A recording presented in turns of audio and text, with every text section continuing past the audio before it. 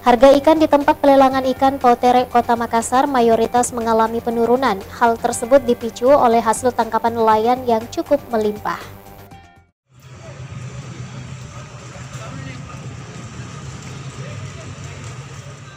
Setelah beberapa pekan harga ikan sempat mengalami kenaikan akibat terdampak cuaca buruk, sejumlah pedagang ikan di tempat pelelangan ikan Pautere, Kota Makassar mengaku akhir-akhir ini merugi akibat pasokan yang melimpah namun minim pembeli.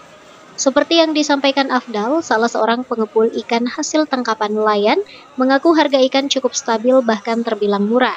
Rata-rata ikan laut dijual dengan harga Rp50.000 per kilogram.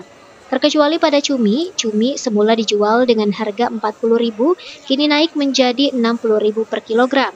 Menurutnya, kenaikan harga terjadi akibat ketersediaan cumi di laut yang langka. Cumi dulu berapa, Pak? Cumi 40 1 kilo,